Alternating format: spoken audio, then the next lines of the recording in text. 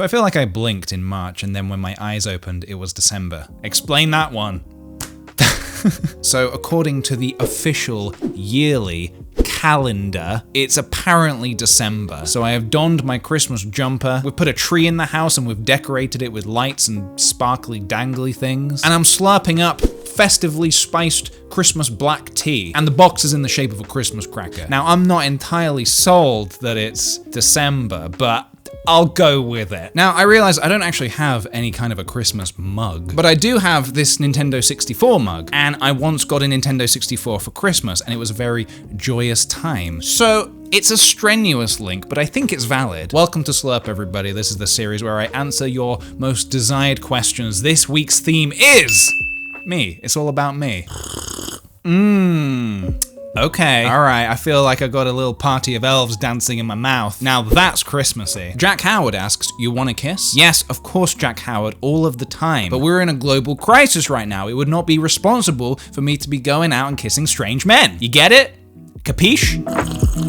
Rat on a Leash asks, what kind of things about the universe keep you up at night pondering your own existence? Oh, there are so many things about the universe that I can't even begin to wrap my head around. Like, obviously, there is no end to the universe, because what's there gonna be, just a giant invisible wall? This isn't an Elder Scrolls game, there are no invisible walls in this universe. It has to keep going, but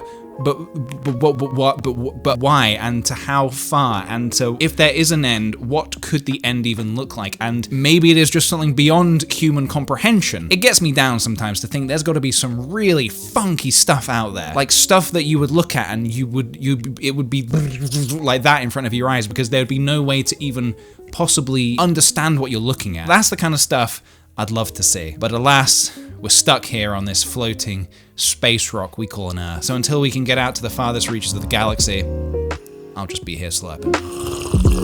Erin Rainbow Cloud asks, what got you interested in filmmaking and art? I think stuff that I loved as a kid, cartoons and video games, inspired me to also want to make stuff. I've always been fascinated with how things are creatively put together. I would watch a show back in the 90s, like Sabrina the Teenage Witch, for example. There's all kinds of wizardry and witchcraft and spells and stuff going on in that show, right? And I would always be fascinated with how they did the effects. I'd say, Dad, how did they do that? And my dad would always just tell me, oh, it's a camera trick. It's just like, it's a camera trick. And in my mind, it was like, whoa, so there's like a setting in a camera that can make cats talk? It became very apparent to me as I grew up that my dad didn't even know how it was done. So probably that, Sabrina the Teenage Witch, maybe.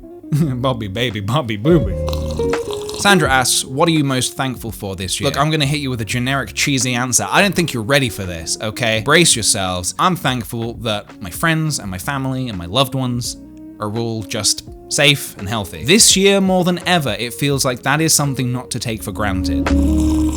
Claire asks, show us your Spotify Wrapped. Now this is something I actually haven't looked at myself yet. I wasn't sure how, I didn't know, how do I find it? Where is it? Oh, here it is. See how you listened in 2020. All right, that was easy. Okay, wait, what? Where is it? Just tell me, just give me a list. Your top songs of 2020, all right. Number 1, Hello World by Louis Zong. I'm not sure why this is my most listened to song. Maybe I listened to it quite a bit when I was writing my saying goodbye video. That could be it. Number 2, Morning by Graham Cartner. You've probably heard this song played on my streams. I love it so much. It's a boopin' ass track. Number 3, Thinking of You by Snail's House. Again, very chill, love the vibe. You're probably starting to get an idea of the kind of things I listen to. I like to listen to things that chill me out. I can't listen to angry music anymore. I'm past that part of my life. Yes, I used to listen to angry music. Music that made me go, "Argh!" Now I want to listen to music that makes me go, ah. Ah. Amanda Dean asks, what would you tell your younger self? Now this is a very difficult question. If we put aside the time travel logistics for a moment, obviously telling something to my younger self with the knowledge that I've gained now would inevitably change my younger self's life, and I would not end up being here where I am right now. So if we just put that to the side for a second and pretend that doesn't exist, it would just be your true self. Don't try to be someone that you're not to try and fit in, because I know you're trying to do that, and if you're not being yourself, then what's the point? It's so important to stay true to who you are. And I know that sounds cheesy and you would see it on some cheap fake artwork in IKEA, but it really is, it really is the truth. And I wish when I was younger, I embraced that a little more, a lot more, more. Melissa B. Honey asks, did you get nerves during your final exams? Anxiety is being too much lately. Oh boy, was I nervous. Hell yeah, was I nervous when I was doing all my exams. Every exam I've ever done, I've been nervous. I don't cope very well under the structure of exams, and I think that's totally normal. Some people thrive doing exam-like stuff, but it just doesn't work for me. So when I was younger, I was so panicky about memorizing the things in these books rather than actually trying to learn them that I think I neither learnt them or memorized them. You know what I mean? So yeah, I was very nervous, and I think it's okay if you're nervous as well, but obviously give it your best shot, and that's all you can do, you know? Rogue Garrett asks, why is Fuji named Fuji? Do you want to take this one, Fuji, or should I?